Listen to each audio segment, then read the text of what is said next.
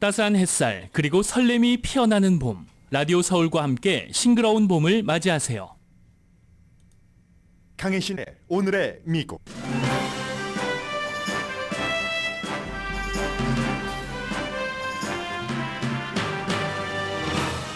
미국이 입장을 바꿔 내놓은 가자지구 휴전 결의안을 이번에는 러시아와 중국이 비토했습니다. 그러자 프랑스가 새로운 휴전 결의안을 마련할 것이라고 밝혔습니다. 이스라엘 하마스 전쟁은 강대국만 쪼개놓은 게 아니라 미국 정치계도 분열시켰습니다. 마이크 존슨 공화당 하원 의장이 네탄야후 이스라엘 총리를 의회에 초대하려고 하자 많은 정치인이 네탄야후의 의회 연설을 보이콧할 것이라고 밝혔습니다. 전에는 미국 정치인들이 당을 가리지 않고 이스라엘 총리 연설을 미국 대통령의 연설보다 더 경청했었습니다. 아랍계가 많이 살고 있는 격전지 미시건주의 대선 가상 대결 결과 트럼프 전 대통령이 바이든 대통령을 8포인트 앞서갑니다. 오늘은 트럼프 전 대통령이 횡재한 날입니다. 사업 사기 벌금을 내야 하는 날이 며칠 앞으로 다가온 트럼프 전 대통령이 미디어 스타트 그룹 트루스 소셜이 또 다른 디지털 회사와 합병을 하는 게 승인이 돼서 자금을 모을 수 있게 됐습니다. 즉시 돈을 손에 쥐는 건 아니지만 일부 자산 압류 시사도 뉴욕의 검찰총장이 말하고 있지만 어쨌든 트럼프 전 대통령에게는 숨통이 트였습니다. 뇌물수수 혐의로 기소된 밥 메넨데스 연방 상원 의원이 민주당으로 출마하진 않을 것이라고 밝혔지만 무소속 출마 가능성은 열어뒀습니다. 그 자리에 출마 선언을 한 앤디 김 연방 하원 의원은 최근 전국 언론과의 인터뷰가 크게 늘어났습니다. 세계에서 가장 가치 있는 그룹 1, 2위 안에 들고 있는 애플의 아이폰이 미국에서 16개 주 검찰총장과 법무부로부터 독점법 금지법 위반으로 고소당한 뒤에 어제는 애플 주가 크게 내려갔습니다. 주식시장에서 장부에서 날아간 돈이 1,130억 달러입니다. 애플의 사례는 한 기업의 성공 요인이 동시에 그 기업을 흔들 수 있는 요인이 된다는 걸 보여줍니다. 애플의 정체성이기도 하고 성공 요인인 안전이 양날의 칼이 된 케이스입니다. 미국에는 앞으로 5년 동안 34개의 원자력 발전소가 필요하다고 가디언이 보도했습니다. 암호화폐, 대마초 등 새로운 산업이 등장하면서 전력 수요가 크게 늘어나기 때문입니다. 여러분 안녕하십니까? 오늘의 미국 강혜신입니다. 마조리 테일러 조지아주 연방 하원 의원이 이렇게 주목받는 것을 본 적이 없습니다. Without a majority of Republicans. This is a Democrat budget and it was passed by Mike Johnson. 네, 지금 마조리 테일러 그린 의원이 마이크 존슨 연방 하원 의원을 지난번에 케빈 맥카티 하원 의장처럼 내쫓는 이런 이제 작업을 시작할 것이라고 얘기를 했는데 왜 그러느냐고 기자들이 묻자 지금 공화당의 안이 아닌 민주당의 안인 예산안을 통과시키도록 마이크 존슨 의장이 협조를 했기 때문이다라고 답하고 있습니다. We have a border invasion that's happening every single day. We have Americans under the age of 30, for the first time it's showing in all types of polling, have lost hope for their future. The younger generations can't afford to buy a home. 네, 뭐 지금 이제 그 밖에 여러 가지 이민 이슈라든가 인플레이션이라든가 이런 얘기를 하고 있는데 기본적으로는 오늘 아침에 이제 오늘이 바로 그 의회에서 6가지 법안이 이번 주 안에 통과되지 않았으면 다시 연방정부 폐쇄가 밤 12시부터 시작되는 때인데 그 폐쇄를 좀 전에 막았습니다. 투표로서. 그리고 역시 그 공화당의 마이크 존슨 하원 의장도 그것을 막는 것에 어떠한 그 일을 했기 때문에 마조리 테일러 의원은 그를 쫓아내는 일을 시작할 것이다라고 했는데 마이크 존슨이 사실은 하원 의장이 될 때부터 이러한 일은 예정이 됐던 겁니다. 케빈 맥카티도 그랬고 마이크 존슨도 그랬고 단 한 명의 의원만 저 사람 마음에 들지 않아 하원 의장으로서 하면은 쫓아낼 수 있는 작업을 시작을 할 수가 있습니다. 제가 작업이라고 말씀드렸네요. 절차. 그런데 어떨 때는 이게 대다수의 의견이 아니면서도 할 수 있으니까 작업이라는 말이 더 어울릴지도 모르겠습니다. 어쨌든 지금 마조리 테일러 의원이 그 얘기를 하면서 이처럼 전국적인 주목을 받은 적은 없는 것 같습니다. 아무튼 뭐 내용은 뭐 그게 핵심 내용의 전부라고 생각이 되지만 다시 들어오는 대로 전해드리기로 하고요. 오늘은 하늘 아래 변하지 않는 게 없다 하더니 아니 이런 변화가 있을 수가 있습니까? 그런데 그 변화도 뭐 일치가 되지 않으면 현실로 이루어질 수 없는 것. 미국은 지금까지 이스라엘 하마스 전쟁이 일어나고 나서 많은 나라에서 즉각적인 휴전을 해야 된다 하고 결의안을 내놨을 때마다 미국이 비토했습니다. 그런데 이번에는 미국이 이스라엘에 가장 따끔하게 보여준 거죠. 지금 벤자민 네탄야후 이스라엘 총리가 가자에서 가자지구 사람들을 대하는 이런 전쟁 중이라도 전쟁법을 제대로 지켰는가 등등의 선을 넘었다고 생각을 했기 때문에 미국이 이번에는 안전보장이사회에 이 결의안을 발의를 했습니다. 투표를 했더니 러시아와 중국이 이번엔 반대를 했네요. 러시아, 중국과 또한 15개국 가운데 알제리가 반대를 했고요. 한 나라는 기권을 했습니다. 기니아가 기권을 했는데 이건 무엇을 말하냐면 미국이 세계의 여러 나라 그 유엔에서 고립되고 있구나. 외교적으로 이걸 보여줍니다. 이번에 이스라엘 하마스에 대한 결의안을 낸 것뿐만이 아니라 또 직전에 여러 번 냈었던 우크라이나를 도와야 된다. 미국을 다 따르지 않잖아요. 그건 더군다나 러시아와 중국이 각각의 나라로서 미국을 상대하고 했을 때보다 우크라이나 전쟁 이후에는 더 뭉쳐졌기 때문에 힘이 이렇게 미국의 힘이 좀 약해지는 것이 그대로 보여집니다. 러시아요? 최근까지도 계속 뭐 휴전 이런 얘기를 하더니 이번에 유엔 주재 러시아 대사가 오늘 한 얘기가 미국은 정말 위선적인 나라다. 가자에서 이스라엘이 그토록 가자를 밟을 동안 아무것도 하지 않고 있다가 통제할 수 있는데 아무것도 하지 않다가 아무것도 하지 않은 게 아니라 이스라엘에 무기를 팔았죠. 계속 미국은. 그러다가 이제 와서 아니 휴전 협상 하면서 가자 지구는 이미 그 사실상으로는 지도에서 사라져 버렸다. 그런데 이제 와서 휴전을 하라고 이렇게 얘기를 합니다. 미국이 워싱턴의 그 파괴적인 미국의 입장만을 위한 그런 안이다라고 얘기를 했고요. 그러니까 이제 유엔 주재 린다 토마스 그린 유엔 주재 미국 대사가 말하기를 러시아와 중국은 미국이 실패하는 걸 원하기 때문에 이번에 내놓은 미국의 즉각 휴전 그리고 이제 인질 푸는 것까지 합쳐섭니다. 이 같은 결의안에 반대했다. 특히 러시아는 문제를 해결하는 것보다 정치를 앞세우고 있다. 미국은 정치 앞세우지 않나요? 이 부분에 대해서는 미국도 할 말 없다고 생각은 됩니다. 어쨌든 지금 유엔에서 이 같은 미국의 약해지는 모습과 똑같은 안을 놓고 러시아나 중국이 이걸 해주자 하면 미국이 반대라고 미국이 하자 하더라도 이제 알제리까지 러시아와 중국 편에 붙어서 미국에 반대를 하고 있습니다. 특히 이제 기니아 같은 경우는 아프리카나 제3세계에서 그 러시아나 중국에 의존하는 국가들이 상당히 많죠. 그래서 이제 그런 것들을 그대로 보여주는 표이고요.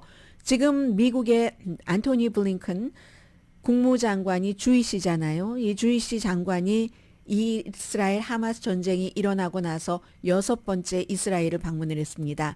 이스라엘을 가기 전에 뭐 카이로 등등 중동 지역을 쭉 방문을 하면서 의견을 수렴을 했죠. 똑같습니다. 오늘 같은 시간대에 내놨잖아요. 유엔에서 미국이 가자에서 휴전하자 하는 것과 마찬가지의 발언을 하기 위해서 네탄야후와 좀 전에 보니까 악수하는 모습까지는 봤거든요. 얘기를 하겠지만 아마 벤자민 네탄야후는 이 가자지구 침공을 멈추지 않을 것이다. 마지막 그 거점이라고도 할 수 있는 하마스의 라파 지역의 지상군을 파병을 한다는 얘기를 계속하고 있습니다. 유엔에서 이 같은 일, 미국이 실패한 결의안이 이제 투표에 붙여지고 있고 할 때 그것보다 조금 전에 유럽연합이 브뤼셀에서 27개국이죠. 조건 없는 인질 석방 그리고 휴전해라 하는 어떠한 그 선언문 같은 것을 통과시켰습니다. 여러 번 주장을 했지만 선언문은 10월 달에 이스라엘과 하마스가 전쟁을 시작하고 나서 이번이 2번째입니다. 그만큼 이제 강한 것을 보여줄 때 하는 것을 이 선언문에 실었다라는 거고 이 유럽연합 중에서는 벨기에와 아일랜드가 이스라엘의 벤자민 네탄야후의 가장 혹독한 비판을 합니다. 역사적으로 아주 그 아일랜드의 그런 역사들도 있고 하잖아요. 그런 역사를 겪은 나라에서 역시 동병상련인 겁니다. 지금 벤자민 네탄야후를 엄청 그 비난하고 있고요. 더군다나 지금 유럽연합 의장이 순번제로 하기 때문에 벨기에의 총리가 그런 의장이기 때문에 더 어떠한 그 이스라엘에 대한 비난 강화와 휴전을 해야지 된다는 것을 촉구할 수 있는 거고요. 가자의 상황이 얼마나 심각하면 이런 일이 나오냐면은 이제는 아무런 변화가 없다면 앞으로 몇 주일 안에 대량 사망이 나온답니다. 이미 어린이들이 배고픔으로 숨져가고 있고 총 이런 게 아니라요. 지금 밥을 주지 않는 게 무기로 쓰여지고 있습니다. 그렇지만 또 이스라엘 얘기를 들으면 이스라엘은 초지일관 이렇게 말합니다. 우리 가자의 맨 남쪽 그 라파지고요. 왜 우리가 북쪽에서부터 남쪽으로 가라 해서 맨 마지막 남쪽 이집트와 국경이 있는 라파까지 사람들이 갔는데 우리는 거기를 칠 수밖에 없는가? 거기를 치지 않으면 하마스를 잡을 수가 없습니다. 하마스를 완전히 파괴한다는 이스라엘의 목표를 달성하기가 불가능하다고 얘기를 합니다. 심지어 벤자민 네탄야후는 미국의 지원 여부와 상관없이 우리는 라파 지상 공격합니다라고 얘기를 합니다. 침공 없이는 지상 공격 없이는 하마스를 잡기 불가능하다고 얘기를 하는데 그렇다고 하마스가 죽겠습니까? 지금 겨우 이 배고픔에서 살아남은 어린이들이 이스라엘에 이건 만행입니다. 민간인에 대해서 하는 것은 그 만행을 다 봤는데 하마스라는 이름은 아닐지라도 또 다른 이름으로 이스라엘에 대한 적대적인 것이 또 태어날 겁니다. 물론 그래서 이스라엘이 이렇게 하고 있는 것을 대량 학살이라고 하고 있는 건데 인간의 생명을 완전히 씨를 말리지는 못할 겁니다. 씨말림 비슷한 것을 당해본 이스라엘이 남의 나라는 아니지만 팔레스타인이 살고 있는 곳에 가서 팔레스타인을 초창기부터 본인들이 나라를 만들면서 70만 명을 막 밖으로 내보내고 뿔뿔이 뭐 요르단으로 어디로 이집트로 흩어지게 하고 광야에서 본인들이 40년을 헤맸던 그런 것처럼 똑같이 하고 이제 와서 그 땅의 원래의 주인인 팔레스타인 주민들을 씨를 말린다고 하는데 씨가 말라졌습니까? 유대인들이 광야로 떠돌다가 씨가 말라졌습니까? 그렇지 않잖아요. 그것은 불가능하다라고 보고 있고 영국도 지금 깊이 실망을 한다. 러시아와 중국이 이번에 그 휴전안에 반대를 해서라는 얘기를 했고 프랑스의 임마누엘 마크롱 대통령은 우리가 프랑스 국가가 다시 한번 결의안을 새로운 가자 지구에서의 휴전을 촉구하는 결의안을 내겠다. 이렇게 얘기를 했습니다. 세계는 쪼개졌습니다. 이스라엘 하마스 전쟁 이후에 그 전에 러시아가 우크라이나를 침공했을 그때부터 그리고는 미국 정치 내부도 역시 쪼개져서 마이크 존슨 공화당의 하원 의장이 벤자민 네탄야후 이스라엘 총리를 상하 합동연설에 초대를 한다고 했습니다. 이 얘기가 왜 나왔냐면 상원의 민주당의 대표인 척 슈머라는 주이씨, 마이크 존슨은 주이씨는 아닙니다. 척 슈머라는 주이씨가 그동안에 평생에 걸쳐서 이스라엘과 벤자민 네탄야후와 어떤 미국 정치인보다 가장 가깝다가 enough is enough. 네탄야후 안 돼. 선거로서 아예 그 지도부를 바꿔야지 돼. 이런 얘기를 하고 나서 그 다음 날부터 마이크 존슨 하원 의장이 그걸 추진을 해서요. 아마도 이제 초대를 한다면 벤자민 네탄야후는 초대에 응한다, 응하지 않는다라는 얘기는 하지 않았습니다. 그런데 그러자 이런 얘기가 들립니다. 마이크 존슨은 벤자민 네탄야후를 초대를 한다고 하는데 상하 의원들 쫙 들어가서 합동연설하는 거죠. 리시다 틀라이브, 미시건주의 미국 의회 의원 가운데 유일하게 팔레스타인계인 이 의원은 아니 왜 미국 의회를 오지? 헤이그 재판소에 가야지 되는 것 아니야? 전범으로? 이런 얘기를 하고요. 심지어 주이시 의원들 가운데서도 여기에 참석하지 않는다는 의원이 굉장히 많을 정도로 미국의 정치계도 이스라엘 하마스 전쟁으로 유엔이 분열된 것과 마찬가지의 쪼개짐을 지금 보고 있습니다. 진보주의 정치인들은 뭐 민주당이 많겠죠. 대대적인 보이콧을 하고 있다 하는 거고 그러나 또 척 슈머, 처음에 벤자민 네타냐후를 엄청 비난한 척 슈머는 상원의 민주당의 대표로서 그의 승인도 필요하지 않겠어요. 상하 합동 연설을 하려면 그건 그거고 이건 이거다. 나는 그 네타냐후가 미국에 와서 얘기하고 우리들이 또 얘기할 수 있는 그와 기회를 갖는 것은 환영을 한다라고 얘기를 했는데 플로리다가 지역구인 맥스웰 프로스트 의원, 그 민주당이고요. 이 의원은 벤자민 네타냐후가 아주 나쁜 인간이다. 나쁜 인간이기 때문에 나는 안 간다라고 얘기를 했고 추이 가르시아 민주당입니다. 일리노이주의 의원은 네타냐후의 그 극우적인 연합이 이스라엘 국가 역사상 가장 극단적이고 나쁜 정부다. 나쁜이라는 배드하다는 말을 지금 많이 하고 있습니다. 라시다 트라이브 의원 얘기는 했고 주이시 진보 정치인 가운데서 버몬트주에 많아요. 그래서 베카 벨린트라는 하원 의원입니다. 민주당이고 나는 잘 모르겠다 하고 아주 심드렁하게 얘기를 합니다. 그리고 가장 주이시 의원 가운데서 뭐 척 슈머도 유명하지만 척 슈머보다 더 유명한 사람도 있죠. 일반 모든 사람들 거의 알고 있는 버니 샌더스. 버니 샌더스는 처음부터 이스라엘에 대해서 좀 뭐를 조여야지 된다. 미국이 이스라엘을 무조건 지원하는 건 아니다. 아무리 동맹국이라 할지라도 조건부로 지원을 해야지 된다. 무기 지원을 하는 것도 마찬가지로 라고 얘기를 했었던 사람이잖아요. 기자들이 계속 물어봅니다. 그럼 만약에 벤자민 네타냐후 오면은 참석하시겠어요? 안 하시겠어요? 이러니까 기자들에게 오히려 한심하다는 듯이 약간 짜증 섞인 그런 답변을 합니다. 아니 지금 내가 거기에 참석을 하느냐 안 하느냐 그게 중요합니까? 가자지구의 그 고통받는 사람들을 심정적으로 한번 생각해 보십시오. 이런 얘기를 했고요. 그렇지만 대부분은 참석을 합니다. 전쟁 방식과 그리고 이제 어떠한 그 사상자가 저렇게 많은 것 1200명 대 32,000명 넘었습니다. 사망자 이스라엘과 팔레스타인. 이렇게 그 실망은 하지만 그러나 미국은 종교적인 그런 면도 있고 중동에서의 이스라엘이 민주주의 국가라는 그런 여러 가지 면들 때문에 더군다나 정치인들은 표로나 돈으로나 이스라엘 지원을 엄청 많이 받고 있잖아요. 또 이스라엘계 미국인의 주이시의 지원을. 그래서 실망을 했음에도 불구하고 이스라엘 국민과 이스라엘 존재에 대한 지지는 여전하다라고 얘기를 했고요. 벤자민 네타냐후는 답하지 않고 있는데 벤자민 네타냐후가 2015년도에 그러니까 트럼프 이전이에요. 그때 의회에서 연설을 할 때는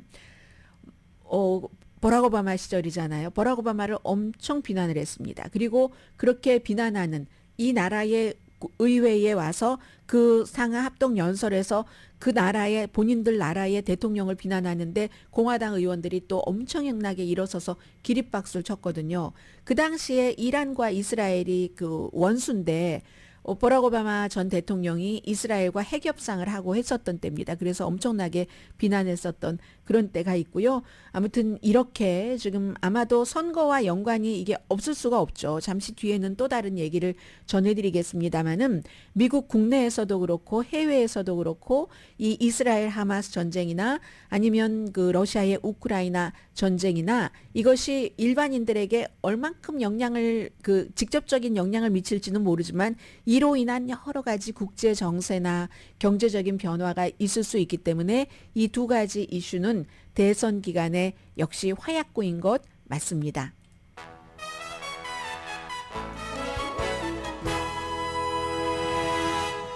오늘의 미국은 전문가가 추천하는 이민법, 가정법 전문 재인정 종합법률사무소, 총 20억 달러 승소, 교통사고와 상해 전문 브라이언 타필라와 CG 변호사 그룹 공동 후원입니다. 잠시 뒤에는 억세게 운 좋은 남자.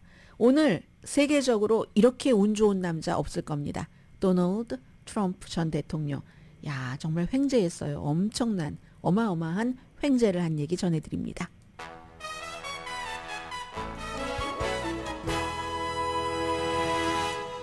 라디오 서울 방송 오늘의 미국 듣고 계십니다. 참 그 전에 뿌려놨던 씨가 있기 때문에 이런 횡재를 할 수 있는 건데 트럼프 전 대통령이 다음 주 월요일까지 사업 사기를 한 그 재판에 대해서 벌금을 뭐 이자까지 합쳐서 한 5억 달러 정도 되는 것 같습니다. 그 정도를 마련하지 못하면 뉴욕의 검찰총장은 그의 자산을 압류할 우리는 준비가 돼 있다 이렇게 얘기를 하고 있거든요. 그런데 아니 때마침 오늘입니다. 트럼프 전 대통령이 하고 있는 그 소셜미디어 트루스 소셜 그 정확한 그 회사 이름은 그 모 회사 이름은 트럼프 미디어 앤 테크놀로지 그룹입니다. 이 회사가 디지털 월드 애퀴지션 코퍼레이션이라는 뭐 DWAC이라고 많이 부르고 있거든요. 그 회사와 이제 합병을 했는데 이 회사가 디지털 월드 애퀴지션 그 코퍼레이션 주주들이 오늘 아침에 투표를 해서 합병을 승인을 했습니다. 작은 회사예요. 무슨 월트리트에 뭐 큰 손들이 하고 있는 이런 데가 아니라 트럼프 전 대통령 지지자들이 많고 쉘 컴퍼니라고 할까요? 그래서 일종의 어떤 회사를 사서 그래서 이제 뭐 공개로 만들고 이렇게 하는 지금 뭐 주식 시장에는 상장이 돼 있는데 오늘 보니까 많이 오르던데요.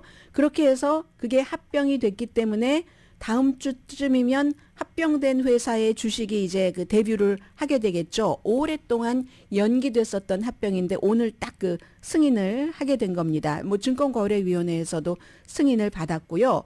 그렇게 될 경우 트럼프 전 대통령이 통제할 수 있는 주식이 뭐 7,900만 주 잠재적으로 이게 돈으로 어떻게 환산을 하면 한 30억 달러에서 35억 달러 정도 된답니다. 그러면 트럼프 전 대통령이 지금 내야주되는 캐시로 내야주되는 돈이 약 5억 달러라고 하면 이게 이제 35억 달러가 한 58% 지분을 소유하는 게 되거든요. 그래서 이제 다음 주부터 거래를 시작한다 할지라도 그것을 바로 팔 수는 없습니다. 법이라는 게 뭐 증권거래법이라는 게 그렇게 만만한 건 아니잖아요. 여기서 58% 지분을 소유를 해서 35억 달러 정도의 가치를 트럼프 전 대통령이 그냥 번 거예요. 하루아침에. 그렇다 할지라도 maybe 투자가들은 위험을 감수할 수도 있겠죠. 나중에 트루스 소셜 이 미디어가 잘못되면 돈 잃어버리는 거잖아요. 그럼에도 불구하고 그만큼 이제 트럼프 전 대통령을 주주들이 지지한다라고 생각을 하셔도 될 것 같고요. 6개월 동안은 돈을 뺄 수가 없습니다. 그럼 5억 달러가 지금 마련되지 않았다고 하고 뉴욕의 검찰총장은 트럼프 골프장 리조트하고 뭐 세븐 스프링스라고 불리는 그런 그 부동산을 웨스트체스트 카운티에 있는 것 이걸 이제 압류할 준비가 돼 있다고 하는데 금방 이걸 돈으로 이렇게 회수하지는 못한다 할지라도 6개월 주식을 팔지 못하니까 그러니까 생명선이 되는 거죠. 이게 주식이 이렇게 그 회사에 트럼프 전 대통령이 58% 지분을 소유하고 있다고 하면은 그걸 보고 장기적으로는 어떻게 될지 모르지만 단기적으로는 뭐 내가 좀 돈을 해줄 수도 있나? 뭐 이러고 돈을 또 빌려주는 측에서는 어머 저 사람이 또 대통령이 되면은 또 뭔가가 나한테 이득이 있지 않을까 maybe, may not 그런 생각이 포함되는지 안 되는지 모르겠습니다만은 그리하여 트럼프 전 대통령이 이제 월요일인데 돈을 마련을 해야지 되는 마감 날이 어쩌면 될지도 모른다. 그리하여 뭐 35억 달러 트럼프 전 대통령 지금 갖고 있는 자산이 포브스나 뭐 블룸버그나 이런 모든 곳에서 26억 달러로 보고 있는 겁니다. 그런데 그동안 트루스 소셜이라는 게 얼마나 적자에다가 돈을 벌기는커녕 그런데도 불구하고 작은 이런 회사를 사서 뭐 공개하고 하는 그런 쉘 컴퍼니와 합병을 함으로써 35억 달러. 그런데 이 35억 달러는요.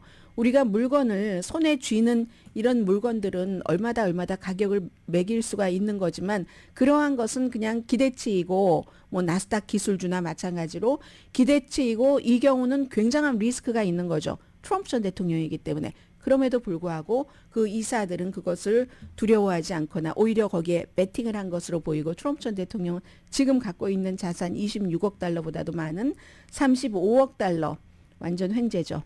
잠재적으로.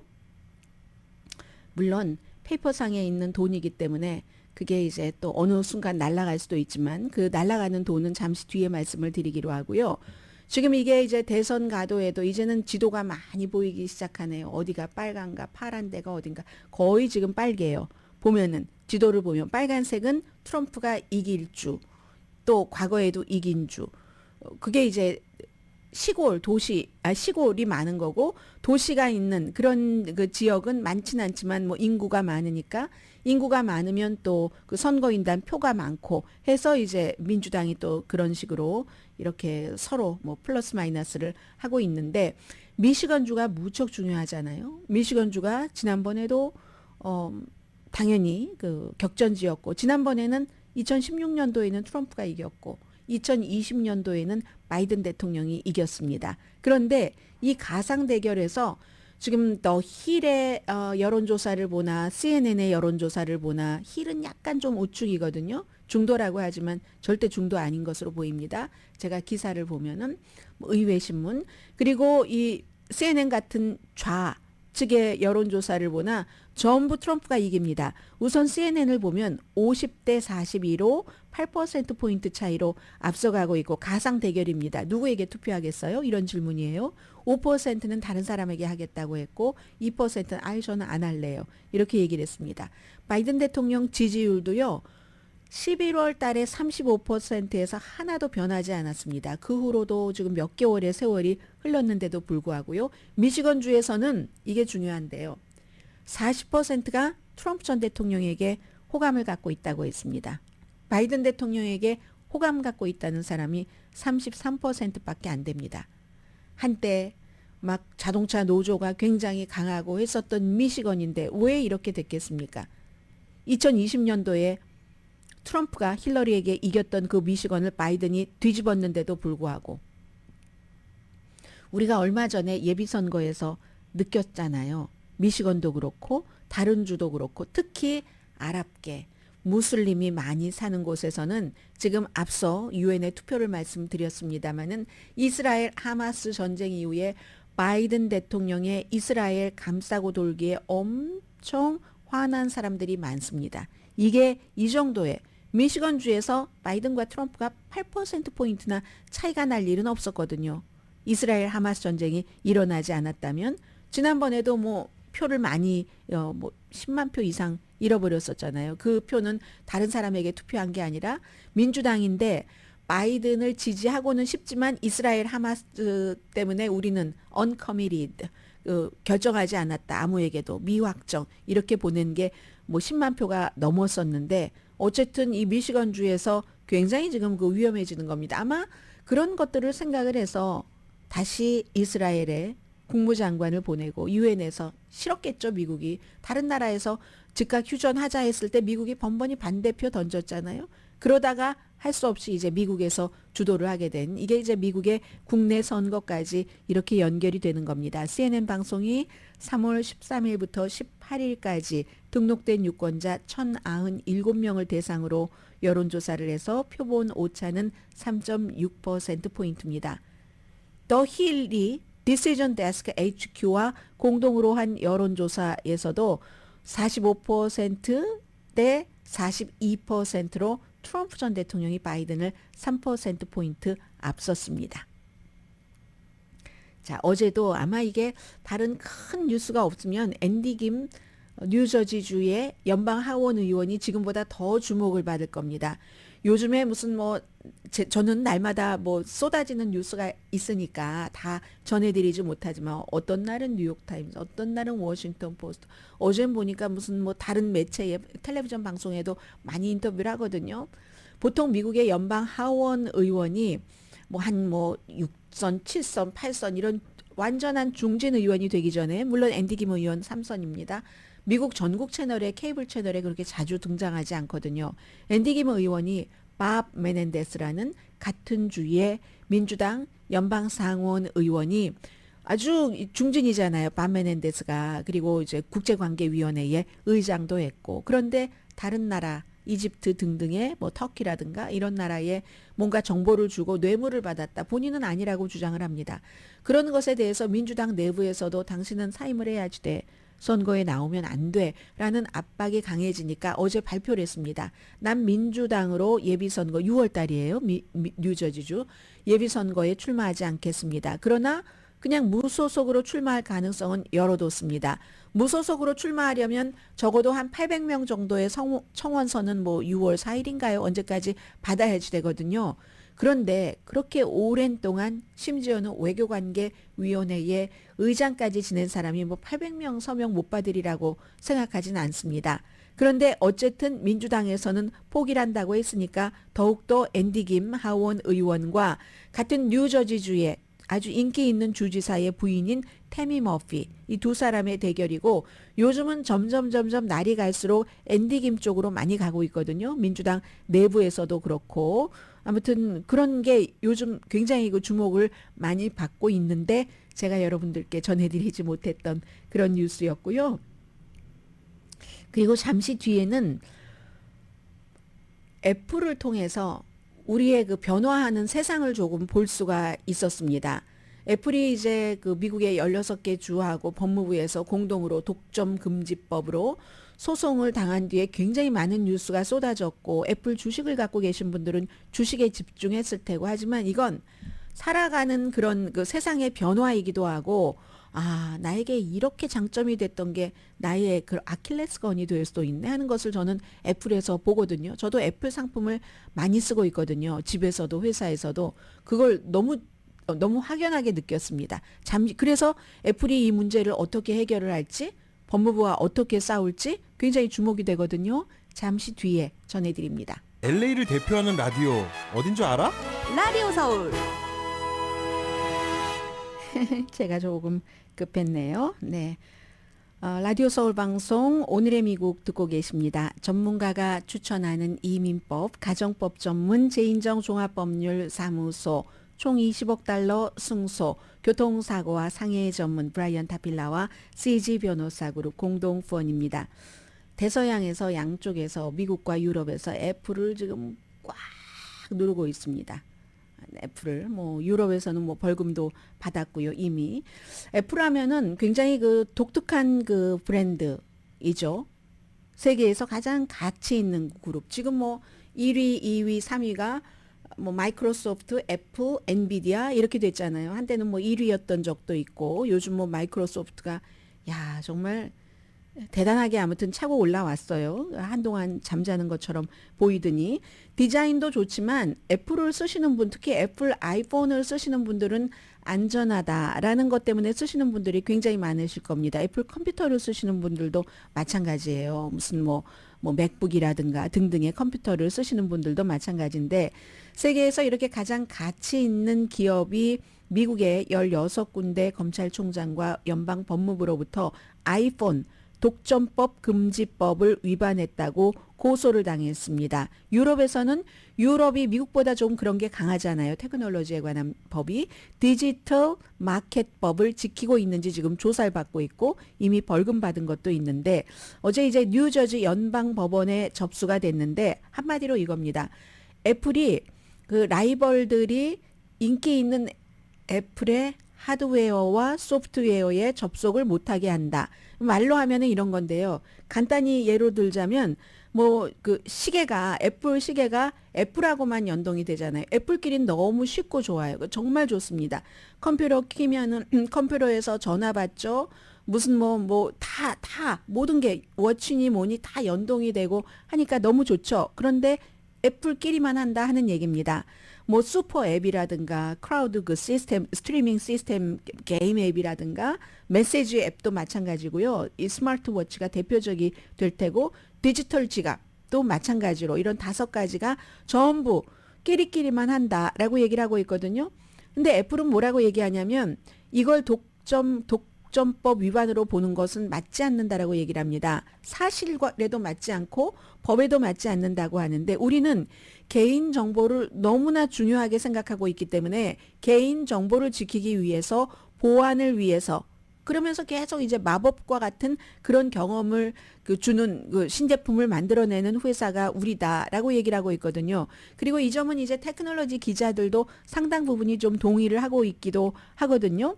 우리의 그 애플의 정체성과 치열한 경쟁 거기서 우리 제품을 다른 제품과 차별하는 원칙이다. 그 원칙을 가지고 지금 우리가 소송을 당했다는 거거든요. 정말 애플 폰 쓰시는 분들이 이게 이제 해킹당하고 컴퓨터도 마찬가지예요. 그래서 쓰시는 분들이 굉장히 많습니다. 그래서 애플은 끝까지 우리는 방어하겠다. 이렇게 말을 합니다. 이게 이제 미국에서 고소당한 거고요. 유럽에서는 디지털 마켓법을 애플이 지키고 있는가? 그런 거거든요. 그래서 애플 개발자가 비용, 기간, 조건 등등을 다 이제 잘 지키고 있는가 하면서 만약에 이걸 안 지키고 있으면 세계 매출량의 10%를 벌금으로 내게 하고 그리고 또 두 번째 위반하면 세계 매출량의 20%까지 벌금으로 내게 하겠다. 이렇게 얘기를 합니다. 이건 뭐 알파벳 이런 데도 이제 유럽에서 많이 미국의 기술업계는 미국이 지금 주도를 하고 있기 때문에 또 그것을 실리콘밸리, 샌프란시스코 쪽에서 완전히 다 만들어내는 것이고요. 그렇기 때문에 지금 알파벳도 뭐 여러 가지에 걸려 있는데 애플이 이렇게 유럽의 디지털 마켓법을 지키고 있는가 여기에 대해서 조사가 시작됐기 때문에 최종적인 결론은 아마 12개월 안에 내려질 것이랍니다. 이제 이게 내려지면은 어제 막 미국의 주식시장 출렁거렸던 것처럼 또 한번 어떤 식으로든 될 수 있는데 유럽연합에서는요 애플이 음악에서 좀 싼 그 앱 같은 거요. 그 스트리밍 앱을 금지했다 해서 20억 달러 벌금 부과를 받았잖아요. 아무튼 그런 것이고 유럽에 대해서는 그 애플이 뭐라고 말하지 않습니다. 아직까지 유럽이 그렇게 본인들에게 했었던 여러 가지에 대해서는. 그러나 미국에 대해서는 우리의 정체성이다. 애플폰이 이렇게 너무 많이 호환하다 보면 많은 것들이 유출되고 하기 때문에 이건 그렇다 하는 거거든요. 근데 이제 이 같은 규제가 뭐 규제를 받는 것은 테크놀로지 업계의 요즘 어떤 일상생활과 같이 됐지만 그 법무부에서는 또 검찰총장들은 애플이 다른 회사 것하고 이렇게 못하도록 해서 억압을 해서 돈을 많이 벌었다라고 얘기를 하지만 일상생활에서는 사람들이 약간 뭐가 좀 안 돼서 불편하기는 해. 하지만 인기가 있는 건 뭐 써보니까 좋으니까 인기가 있는 거잖아요. 그리고 인기가 있기 때문에 정부에서도 딱 단합을 해서 이렇게 뭔가를 규제를 하려고 하는 것이고요. 이런 일이 있고 나서 어제 이제 애플의 주가가 4.1%가 내려가서 1,130억 달러가 날라갔답니다. 1,130억 달러가 날라갔는데 1년 전보다 그 가치가 11%가 줄어든 겁니다. 애플이 뭐 지금 최근에 뭐 한 3조 달러에서 지금 좀 내려갔겠네요. 2조 뭐 몇천억 달러 정도 됐는데 올해는 조금 별로였어요. 애플이 주식 시장에서는. 그런데 이 영국의 BBC 방송에 그 테크 기자가 보도한 것을 제가 잠깐 요약을 해드리자면요. 테크놀로지 업계에서 애플만큼 유니크한 포지션이 있는 회사가 드물다. 예를 들면 3,500달러를 주고 헤드세트를 만들어서 파는 그런 브랜드가 흔치 않잖아요. 이게 애플이라는 얘기죠. 특히 이제 북미주에서 스마트폰은 72%가 애플입니다. 그리고 25%가 삼성입니다. 나머지 3%가 애플과 삼성을 뺀 그 밖에 브랜드거든요. 가장 큰 판매 포인트가 마찬가지예요. 이 테크업계의 기자도 개인정보 보호와 보안이라는 이게 또 이게 판매 포인트이고 경쟁력이 있는 건데 법무부는 그게 독점법을 위반했다는 것으로 보는 거잖아요. 근데 애플 쓰시는 분들은 다 알고 계시지만 정규적으로 그 앱 트래커, 앱 추적기를 차단하잖아요. 그리고 또 이제 월드 가든이라고 해서 말하자면 애플만의 그 생태계죠. 함께 작동을 하고 앱이라든가 페이먼트라든가 어떤 업데이트하는 것 폐쇄된 생태계이긴 하지만 그럼으로써 보안을 유지를 한다는 거죠.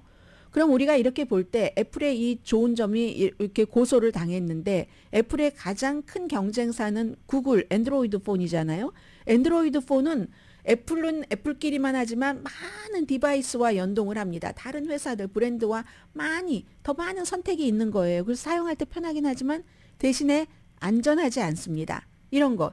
애플에서 가장 많은 불만은 이런 것이었어요. 차징하는 그 케이블도 충전 케이블이요. 충전 케이블도 애플은 딱 그 맞춤형으로 해서 뭐 C자 들어가는 뭐 그랬잖아요.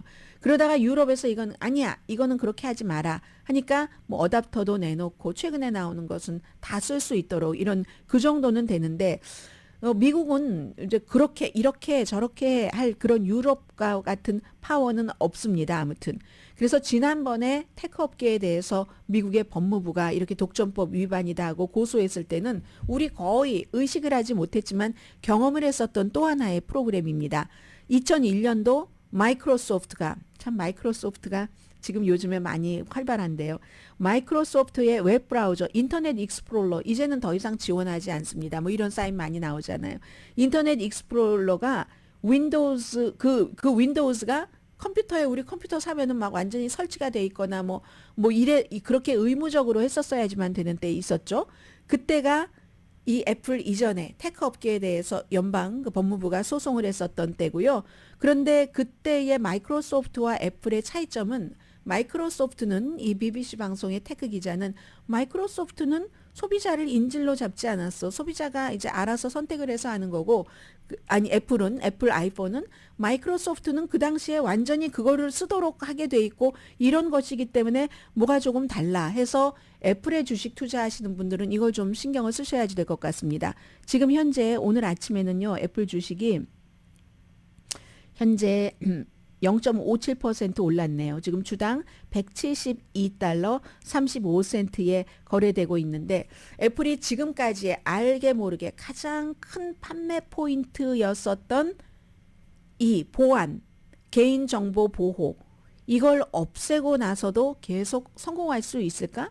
잘 모르는 사람들은 애플 디자인이 깨끗해 그래서 선택했어 하지만 그것보다는 사실은 그 정보 보안 문제 때문에 선택했다는 그런 사람들이 굉장히 많다는 겁니다. 예를 들어 이런 불만을 하던 사람이 있어요. 어디 무슨 컨퍼런스 같은 데서 애플의 그 팀 쿡에게 어떤 사람이 우리 엄마하고 저하고 폰이 달라서 영상 공유가 안 됩니다. 이렇게 얘기하면 팀 쿡이 농담 삼아서 했었던 얘기가 그러니까 애플로 바꾸세요 이랬거든요. 그런데 이제 애플이 그런 것을 불편함을 감수하고 보완을 할 수 있었는데 이 보완 체계가 없어지고 나서도 계속 성장을 할 수 있을까? 이건 이제 보셔야지 된다는 거죠. 저는 어떤 경험이 있었냐면 제가 이제 맥북을 쓰고 있는데 언젠가 전화가 왔어요. 저희 전화번호가 이제 많이 노출된 거죠. 제가 조심을 하지 않아서 조심을 덜해서 노출이 돼서 누군가에게 전화가 와서 아마존에서 뭐 사이트가 뭐 페이팔과 연관된 뭔가가 어쨌든 해킹당했는데 오래전이라 잊었어요. 자세한 내용은.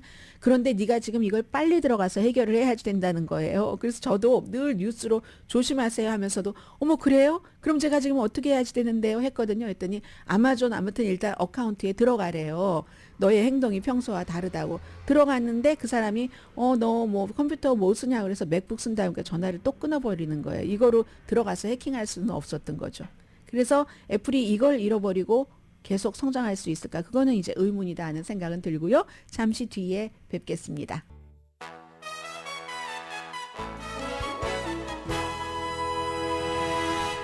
라디오 서울 방송 오늘의 미국 듣고 계십니다. 미국에 앞으로 5년 안에 34개의 원자력 발전소가 필요하다 하는 것도 추세를 말해주는 건데요. 암호화폐를 캐는 거, 마이닝하는 거 많죠. 그리고 이제 마리화나 산업이 얼마나 지금 활발합니까? 이런 것들 때문에 전력 수요가 크게 늘어납니다. 또 하나 있습니다. 무슨 기간산업 법안 같은 것이 통과가 돼서 미국에서 제조업이 조금 활발해졌죠.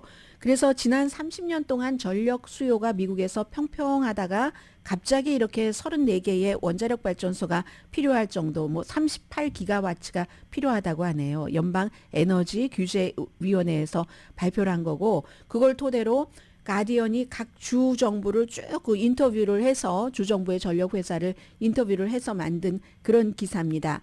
조지아주의 경우는 조지아 그 전력이라는 조지아 파워라는 회사가 270만 명 정도에게 전력을 공급을 하는데 2022년도에는요. 규제 당국에 우리가 추가로 뭐 한 앞으로 10년 안에 중간 사이즈의 발전소 하나 정도 있으면 될 것 같아요. 2022년이었습니다. 그런데 지난해에는 그것보다 17배가 더 필요하다고 한 해 사이에 그렇게 얘기를 했다고 하거든요.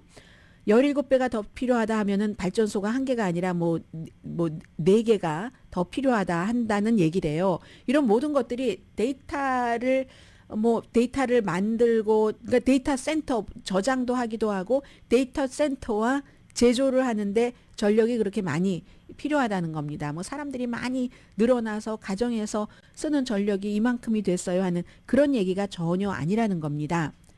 전국적인 추세를 파악하기는 어렵지만 특히 이제 암호화폐 같은 경우는 미국의 전력의 현재로서는 2.3% 정도를 쓴답니다.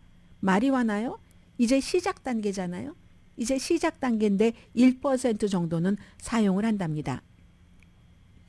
이 암호화폐의 경우는 텍사스도 암호화폐 광산이 많습니다. 암호화폐 마이너. 텍사스뿐만이 아니라 얼마 전에 사진을 보니까 애리조나의 어떤 곳인데요. 완전히 거기 너무 열기가 뜨겁고 하니까 무슨 버려진 땅처럼 생긴 그런 곳에 이게 만들어놨어요. 마이닝 하는 그런 곳을. 그런 게 많고 테네시 밸리 같은 경우도 데이터 센터의 또 다른 이제 핫스팟이 되고 있다고 하거든요. 2019년 이후에 이 테네시 지역에도 뭐 전력 필요량이 뭐 한 65% 정도는 데이터 센터라는 것은 전부 무슨 뭐 크립토 그 암호화폐 등등을 해서 뭐 이렇게 하는데도 필요하기도 하고 하는 것이잖아요. 그래서 이제 이 뭐 테네시 밸리라든가 텍사스만 뭐 크립토 이런 그 관련된 산업을 하는 게 아니라 많은 주에서도 마찬가지고, 게다 대고 인플레이션 감소법으로 무슨 뭐 현대자동차다 무슨 자동차다 조지아주다 얼마나 제조업이 활성화됐습니까? 게다 대고 또 하나는 전기자동차 스테이션. 요즘 전기자동차가 조금 핫하지 않고 뭐 하이브리드가 핫하긴 하지만 전기자동차 스테이션, 차징 스테이션도 굉장히 전력을 많이 쓰죠. 그러면 뭐 예를 들어 재생발전소요, 뭐 풍력이라든가 태양광이라든가 이런 재생 에너지로서는 이처럼 급히 쫙 올라가는 필요한 것을 도저히 감당할 수가 없답니다. 그리고 이런 일반 원자력 발전소 같은 것을 짓는 것이 훨씬 편하기 때문에 편하고 빨리 짓고 값이 덜 드니까, 그래서 이제 이런 일이 일어날 수밖에 없다 하는 거거든요. 기후변화와 엄청 싸운다 하는데 뭐 크립토커런시라든가 암호화폐라든가 마리화나라든가 이런 뭐 비트코인 캐는 거라든가 이런 것들 때문에 이렇게 세계가 만만치 않게 어려움을 겪고 있다는 것을 가디안이 알려주고 있네요. 오늘의 미국은 전문가가 추천하는 이민법, 가정법 전문 재인정 종합법률사무소, 총 20억 달러 승소, 교통사고와 상해 전문 브라이언 타필라와 CG 변호사 그룹 공동 후원이었습니다. 10시에 브라보 마이 라이프 방송됩니다. 어제 제가 삼가에 있는 파머스 마켓을 갔거든요. 한 군데를 겨냥해서 인터넷에서 찾아봤더니 안 나와서, 인터넷에는 없어도 있을 수도 있어. 거기 중앙에 막 전 세계의 티를 다 모아서 파는 그런 티 가게가 있었거든요. 사라졌더군요. 그 티 가게에는 maybe 무슨 스포츠 바 같은 것이 만들어진 것 같고요. 위치상으로 많이 파머스 마켓도 변했습니다. 예전에 아주 맛있어서 자주 갔었던 그런 그 멕시칸 푸드 하는데도 뭐 맥주집으로인가 바뀌었고요. 세상은 이렇게 변합니다. 강혜신이었습니다.